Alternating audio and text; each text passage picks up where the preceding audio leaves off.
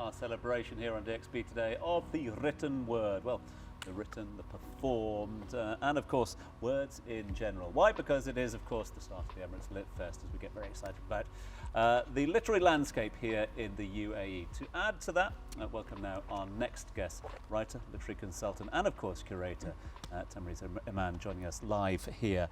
So good to see you, as always. Thanks so much indeed for joining us. And I know, another busy time of year. Let's talk festivals first and foremost, because you've been very much invested in the festival landscape for a long time. Festivals in general have evolved. Are literary festivals evolving as well? And why are they so important to a community, to a country? Absolutely. You know, when people think of literary festivals, they really think of just these rooms with people sitting and listening to authors. But that's not what they are anymore. Yeah. You know, if you look at the Emirates LitFest, it's a celebration of stories in all forms. You know, there's poetry, we have movie screenings, there's obviously the authors and the panel discussions. You have thought leaders, you have business brunches, lunches, dinners, there's so much, you know, murder mystery dinner. So I feel like people who think they're not readers may be thinking this isn't for them, but literary festivals are so inclusive, so diverse, that, you know, There is there's that something evolution, for someone. isn't there? I quite like, I remember, you know, you and I have been, we've known each other for many years, but I remember sort of going through that evolution when we went through that whole stage that had to be called the Emirates Airline Festival of Literature, and if you didn't, that's it, you got a black mark on the radio or the TV, etc. But now, you know, we're all calling it the Emirates LitFest, and it's got that sort of inclusivity, that accessibility. Yeah.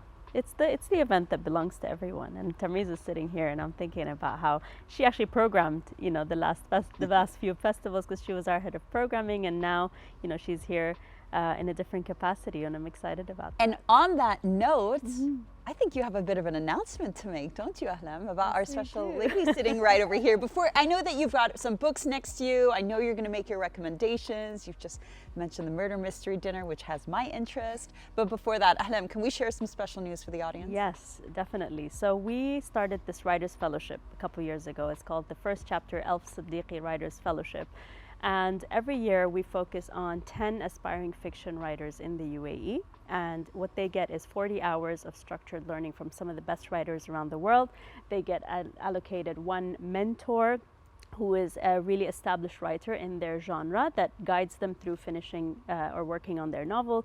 We introduce them to literary agents from around the world, to publishers. We take them on a trip to a more established publishing market where they do workshops and meet literary agents. So this has been a really successful fellowship. There's actually no other writers fellowship around the world, I can say, that is as extensive and has had the success we've had. The publishing deals writers are getting in the region through this fellowship, the agents that are representing some of these writers, and we have just announced the 10 fellows for the third cohort, and Tamreez has been selected. Way to go! Mentors. And actually she was selected by Curtis Sittenfeld, who is a huge literary fiction name, and so we're really excited about this journey. How do you feel? Thank you. It's one of those pinch me moments in life. It's really, really exciting.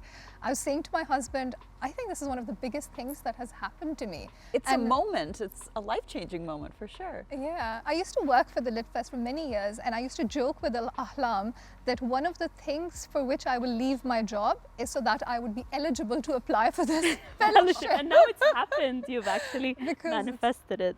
Yeah, it's fabulous. So thank you. Well, we can see the stack of books we've got next to you. How about we start going through them? What do you think, Amy? Yes. Excited to hear about some books? Yes, of course. Yes, educate me. So the first one is Bernardine Evaristo. I'm moderating her event at the LitFest. She's the 2019 Booker Prize winner. She was the first Black woman to win the Booker Prize. She's a phenomenal writer with a very, very extensive career, and it's fabulous that we have her coming to the LitFest. Next up, Tom, for you to hold. Tom, do your job well. Nail Naquib. She's a Kuwaiti novelist, short story writer, and professor, and she's brilliant. So she's coming and speaking about her new book, An Unlasting Home. And one of the things I love about the festival is all the authors from around the world that we promote, but also the regional authors. So it's brilliant. We have, you know, a Kuwaiti writer who writes in English coming to the festival. Going a little further afield, Toshikazu Kawaguchi, he's so popular around the world in English and Arabic in terms of the work that gets translated. So he's going to talk about the latest book in this series, Before We Say Goodbye. This is the Before the Coffee Gets Cold series, and he has a cult following. So a really exciting session to look out for. Yes. Next up, it's still going thick and fast. Awais Khan is a Pakistani writer. He's so prolific. He comes out with a book every year. This is actually his first book, but at the festival he's going to be talking about his latest book, Someone Like Her, which is his third book. Before we move on to the next one, Ames, are you inspired yet? Yes, I am. I was actually interested to know, are there any specific sessions that you're excited about this year for Emirates LitFest? Yes, I mean, if I went through the program, I get excited about everything, but I've just picked a few to talk about. Yeah. And I also wanted to show the diversity that's there. These are all novelists or fiction writers, but there's such a huge non-fiction program, as Ahlam was saying earlier. Festivals around the world have this reputation of attracting older people or, the middle class. When you go to festivals in Edinburgh or London, for instance, it's not the case in Dubai. We get a lot of young people. So the LitFest after hours really will have that vibe. It's going to be outdoors, there's going to be music, local artists, I'm assuming. Local artists. Yeah. Very, very cool. And I love how you guys are using this opportunity to promote local talent. I mean, what an amazing platform. But it's growing. I mean, the pool of local talent is really growing. So now we're able to a lot more. We've got so many to choose from. And the success stories as well. Yeah, Yeah. incredible success Published stories. authors. Tamreez, thank you so much. And of course, we'll be bumping into you at the festival. Now, today's spotlight is on an academy nurturing young talent and passion in the world of publishing, turning aspiring youngsters into published writers. This is Anamika Woodbridge from the Young Author Academy.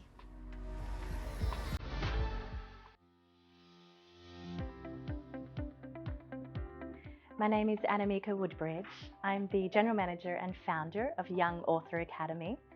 At Young Author Academy, we help young people enhance their creative writing skills, but also give them the opportunity to publish their own pieces and become a published author.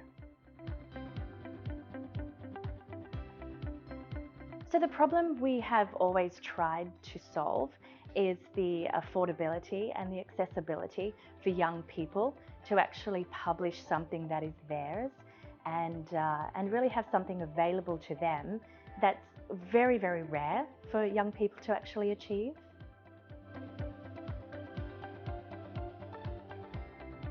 So the major milestones that we have achieved to date is the number of authors and titles that we've published. So to date, we've published around 250 authors, and in 2024, we would like that number to reach the 350 mark. But also something else we have been very proud of is the collaboration with schools here in Dubai.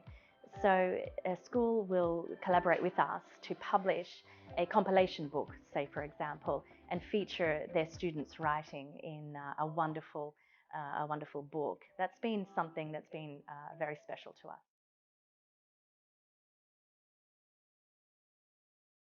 So the challenges we've faced really is about growth. We grew a little too fast so soon, and the problem with that is sometimes the integrity of the program that the young author attends and the integrity of the book that's being published can be compromised. And so to counteract that, we really, really must focus on making every single young person feel very special about their writing and their published piece. So others can really get involved with Young Author Academy, really, I guess, by having their child work with us, or if they're not ready to publish, we also are starting internships and so forth with Young Author Academy, so they can have the opportunity to still be exposed to publishing and writing, even if they don't publish. Kudos to Anamika and all the team at the Young Author Academy, unearthing the authors and writers of tomorrow. Right, what's coming up on the rest of the show? Well, Tom, we're going to be taking a look at stories from the city with the co-authors of Dubai is My Home. It is a fantastic book, and I can't wait to talk to the authors about that. And of course, we've got a beautiful R&B performance to wrap up the show. So don't you go anywhere. Stay right there.